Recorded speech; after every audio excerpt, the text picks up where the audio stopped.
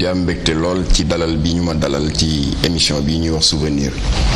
maanaam di faram-fàccee suñuy jaar-jaar ngir mën ko partager ak yéen alors bu ko defee nag ñu mën a gën a xamante ñu mën a tamit gën a takku ngir combat yi nga xam ne yàgg nañ ko bokk ak yéen ñu mën continuer di ko wéyal incha allah. waa kii day yàlla dogal na souvenir inoubliable la moo di veille ouverture des classes ñu doon waajal ubbiteg école bi maa ngi ànd ak suma cousin maître Mame Adama Gueye nga xam ne suñu ñaari waajur yi ñoo bokk ndey ak baay ñu ñëwoon fii ci studio Safieddine xam nga studio ba kon yàgg na fa doon fa jël photo defe naa ci atum 1958-59 la alors sa ëllëg sa naturellement ci la école ubbi ñu daal di dem école Kléber daal di tàmbali suñu cycle primaire. waa kii day defe naa li ngeen di tuddee kaléidoscope maanaam ay melokaan yu wuute ci suñu évolution physique particulièrement au niveau de la physionomie bii ñu def 1979 nag yéen ñëpp yéen a ngi koy fàttaliku mooy jamono bi nga xam ne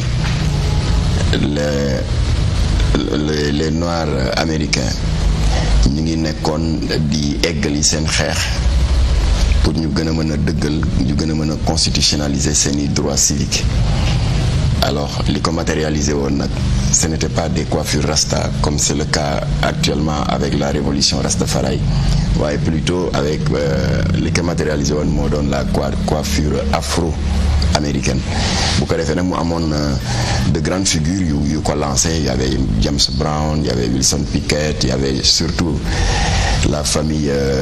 Jackson 5 alors c'était à la mode bu ko defee nag ñun ici en Afrique par solidarité dañu daan adopter cette coiffure là waaw alors bi ci topp nag boobu maa ngi nekkoon chef du service informatique au CICES boobu jeexaloon naa sama jàng ba ma ñibbisee de retour de Bruxelles yàlla dimbali ma ba lijaasa yi mu wuti woon yëpp am naa ko mu di diplôme supérieur d'informatique de gestion de droit commercial et d'organisation des entreprises voilà foofu toog naa fa nag pendant 24 ans occupé fa ñaari fonction yooyu chef du service informatique pendant 19 ans ensuite président du conseil d'administration pendant 5 ans ça fait 24 ans alors bi mujj nag te ngeen daté ci 2019 bon c'est l'état actuel de ma situation c'est-à-dire que léegi dama décroché du CICES daal di consacré wu à plein temps maintenant aux activités de Jamra c'était pendant notre séjour d'étudiant à Bruxelles xam nga dama yàgg sopp rek ndax lii benn mouvement politique bu ñuy wax le PTB le Parti du Travail de Belgique ñoo doon organiser benn marche de soutien contre le racisme et le fascisme parce que la veille dafa amoon suñu benn xaritu étudiant marocain Ben Amou qui a été lâchement poignardé par un militant d'extrême droite raciste et fasciste alors ñu doon def nag benn marche de soutien et de protestation maa nekk noonu à l'extrême gauche te flèche bi tiim ma noonu c'était en 84 moo doon suñu première marche bon kii tamit vraiment c'est une image très émouvante et maa ngi dellu di ko remercier le président Abdoulaye Wade dafa yëgoon nekk ba ma jógee Bruxelles am na lu ma fa doon yëngatu avec des nutritionnistes des physiologistes et autres ñoo xam ne dañuy yëngatu ci wàllu médecine naturelle daal di dajale nag l'ensemble des informations yi ma fa jëlee daal di bind benn livre bu tudd le jeune maanaam corps 2 points une thérapeutique naturelle alors bi ma ñëwee fii nag j'avais des problèmes d'édition Ablaye Wade ba mu ko yëgee nag ci la ma woo ñu daal di jël photo këram mu daal di yëkkati xaalis bu bari dimbalee ma ko moom moo financé pratiquement la première édition de cet ouvrage daal di ma woole woon avec ndem si yàlla si qui était à l'époque le président du groupe parlementaire du PDS Boubacar Sall livre bi fa la ñu defee la première édition d'ailleurs temps yi sax mu ngi génn ci benn journal de la place en l'occurrence Vox Populi waaw bi day defe naa souvenir 1999 la veille de la présidentielle décisive de l'an 2000 te mu indi woon fi alternance waaye dafa fekkoon ne nag Jamra bi ñu créé en février 1983 dañu dem ba def taxaw seetlu daal di gis ne que la plupart de nos revendications majeures il faut que mu am un prolongement parlementaire moo taxoon nag ci veillu campagne bi ñu defoon alliance électorale avec rahmatullahi alayhi le professeur Iba Der Thiam CDP Garab gi tout en précisant dans le protocole que moom bu jàllul premier tour dañuy soutenir le candidat de l'opposition le mieux placé pour faire face au candidat du Parti socialiste mu tombé muy Abdoulaye Wade. Alors effectivement ba élection yi passé ñu am benn poste député à l'Assemblée nationale. Ça nous a permis de résoudre un certain nombre de points importants de notre plateforme lu demee ni la criminalisation du délit de trafic de drogue boote nañ fa la loi 2007-31 ñu amoon nag yeneen point lu demee ni criminalisation du viol ak renforcer les sanctions pénales contre les avorteurs clandestins ak augmenter les sanctions les subventions pour les daara pour ñu mën ko moderniser et cetera mais malheureusement Latif def 1 an rek la fa def à peine yàlla daal di def lu ko sot. Ça illustre bien que le président Abdoulaye Wade engagement yi mu jëloon vis-à-vis de ses alliés mujj na ko jëfee parce que dafa waxoon bu élection yi passé ba falu en l'an 2000 li muy jëkk def mooy impliquer ses alliés dans la gestion au quotidien. Ci le professeur Iba Der Thiam ñu nommé ko vice-président Assemblée nationale, Latif nekkoon ambassadeur et puis plus tard vice-président Assemblée nationale dem si yàlla si Cheikh Abdoulaye Dièye bu FSD/BJ ñu nommé ko PCA SAED xawma SONED. Alors fii nag man ñu ngi ma nommé woon PCA le président du conseil d'administration du centre international du commerce extérieur. Fii nag mooy première visite bi Abdoulaye Wade defoon ca benn salon spécialisé sur le tourisme. Thierno Lo ngi nii ci ginnaawam nekkoon ministre du tourisme ñu génnoon nag ñu daje mu di ma encourager ak di ma ñaaxaat pour ma gën a mën a farlu ci. Fii nag c'est une image très symbolique du dialogue interreligieux. Yéen a ngi gis à ma droite le défunt grand serigne Dakar mon oncle maternel bi bokk ak sama yaay ndey ak baay El Hadji Bassirou Diagne. À sa droite le chef de l'église catholique le cardinal Théodore Adrien Sarr. Voilà ndax 2 mois avant le cardinal dafa rendre à la collectivité Lébou une visite de courtoisie et le moment était venu pour que collectivité Lébou bi mën ko delloo la politesse. Alaaji Bassirou Diagne moo jàngale discours en wolof après nag man en tant que chargé de sa communication maa taxaw ni di lire le discours en français. Bii nag defe naa moo doon la riposte massive de l'ensemble des organisations socio-religieuses bi ñu defoon au mois de novembre 2020 contre les propos blasphématoires du chef de l'État français ci suñu sang bu tedd bi Seydina Mohamed. Voilà mu nekkoon rassemblement bu mag a mag boo xam ne këru diine yeeg association religieuse yeeg ku ne dugal nga ci sa loxo mu daal di nekk une victoire commune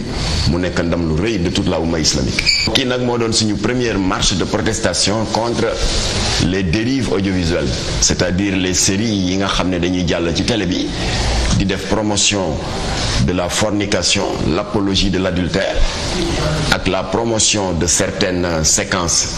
yuy tagg affaire LGBT yu mel ni la série Réewu Leen lépp nag sur fond de pornographie verbale. Kii nag moo doon suñu premier jàmmarloo le 19 août 2000 contre la chaîne Canal Horizon bi doon jàllale gratuitement dans les heures de diffusion en clair série boo xam ne tur bi rek àtte na boppam te ñu ko wax confession érotique. Alors mujj nañ ci am ndam ndax Mamadou Diop Decroix ministre de la culture ak le professeur Babacar Kébé le président du ACA c'est l'ancienne appellation du CNRA dañu mujjee jox Jamra dëgg daal di xaatim këyit goo xam ne mooy dakkal série bi ba pare ñu fëgg Canal Horizon à l'amende. Kon kii août 2000 ba fi mu ne ñu ngi si 2021 kon defe naa ça fait combien 21 ans waaw jamono booba ana ñii di cappi cuuc yi di cappi ci maîtresse d'un homme marié ak ay infidèle xanaa ñu ci bari ci ñoom ñu ngi doon raam mbaa ñuy jéem a fer namp. Kon nag acharnement amul par rapport à notre posture actuelle waaye c'est une continuité ndax ba ñu tàmbalee di xeex dérive audiovisuelle yi yàq jikko xale yi à partir de la télévision ça date quand même de plus de 20 ans. Waaw bii nag defe naa mooy médiation bi ëpp impact bu Jamra mës a def parce que xam nga def nañ fi des médiations yéen a ngi koy suivre de certains travailleurs qui s'estiment victimes d'injustice, mu di le dossier des anciens combattants de la guerre du Golfe, le dossier des ex-travailleurs de la Sénélec, wala boog de Ama Sénégal, de la Sotrac, etc. Mais bii nag c'était une médiation politico-militaire parce que problème Casamance bi état bi dafa amoon jafe-jafe ndax amul woon un interlocuteur unique buy wax au nom de toutes les factions, parce que chaque fois bu état discuter ak Diamacoune Senghor qui est le patron de l'aile politique du MFDC, le mouvement des forces démocratiques de Casamance, balaa ñu koy xaatim Sidi Badji tollu fële en tant que leader de l'aile militaire Atika daal di def déclaration daal ne moom ngeen di waxal te doo leen wax ak man, ça ne m'engage pas. bu état bi defee l'inverse aussi Diamacoune def déclaration dal di contester. Alors Jamra jóg nag ne il faut ñu fexe que ñoom ñaar qu'ils parlent d'une seule et même voix. Alors neewoon nañ que c'était impossible parce que ñi toog nañu plus de 20 ans du ñu tuddante du ñu jaarootaal, waaye ci ndimbalu suñu borom Jamra réussir na à réunir autour d'une même table les deux fractions rivales du MFDC, Abbé Diamacoune, patron de l'aile politique du MFDC, ak Sidi Badji, le patron de l'aile militaire. Moom laa doon expliquer sànq ci séquence bi ñu wonee le cardinal Théodore Adrien Sarr, qui est un grand, moom Bassirou Diagne bi di sama oncle maternel, nekk un grand artisan du dialogue interreligieux, xaritu benn bakkan la de tous les leaders de l'église catholique. Donc moom moo ñu tàggat ci cet esprit de dialogue et de médiation. xam naa jafe na lool pour que ñu jaar exactement ci ay tànkam, waaye ñu ngi ciy góorgóorlu. waaw kii nag c'est les communicateurs traditionnels, xam nga milieu la boo xam ne dama fa bari ay xarit. ki nekk ci sama droite moo di seen naataango bi nekk TFM Abdoul Aziz Mbaye, ak beneen naataangoom bi nekk à gauche. ki ci digg bi nag sama mbokkab lébu la di jaraaf Youssou Ndoye, le grand jaraaf du Cap-Vert, parce que nit ñi dañuy faral di ko wax le jaraaf de Wakam, mu ne romb naa foofu, je suis le grand patron, le grand jaraaf du Cap-Vert. kon nag ñu ngi koy ndokkeel bu baax. Fii nag benn daje bu ñu amoon la ak le caucus des femmes leaders à l'invitation de l'éminente sociologue Sokhna Fatou Sow Sarr, veille élection 2019 yi ñu doon préparer benn plateforme pour jox ko à tous les candidats ndax ñu mën ko intégrer dans leur programme, ndax ñu mën a dekkalaat la famille sénégalaise qui, comme tout le monde le sait, est en crise. waa kii day inauguration siège u RDS la. xam nga Jamra dafa am benn branche politique muy RDS, xam nga expliqué naa leen sànq ko duggoon nañu Assemblée nationale lors des législatives de 2007. voilà, parti boobu moo ñu may boobu sañ-sañ, waaye le Jamra juridiquement amul possibilité de postuler à des élections quelles qu'elles soient. Alors ba ñu créé siège bi nag dem si yàlla si Cheikh Abdoulaye Dièye baayu Cheikh Bamba Dièye, le fondateur du FSD/BJ, moo ko fa nu mu tuddati Farba Senghor, voilà ñoo ñëwoon nag ci inauguration bi. Inauguré nañ ba noppi nag ñu ngi nii di ñaan pour tàggatoo. waaw fii day c'était la journée de la femme, benn assemblée régionale bu mag a mag boo xam ne ñu ngi ko defoon fii ci foire bi ci atum 1994. maa ngi ak suma ñaari umpaañ yi, à ma droite y a l'honorable Kharmay Madiaga et si sama gauche Soda Mama Fall. Alors ñoom na wax dëgg yàlla jàppale nañ ma bu baax a baax parce que dama yoroon service informatique bi, bokkoon tamit ci protocole bi ak service marketing bi. Alors ñoom doon nañ ma dimbali ba mujj gi daal cette conférence là a été un succès. yàlla na yàlla dëgëral seen taxawaay.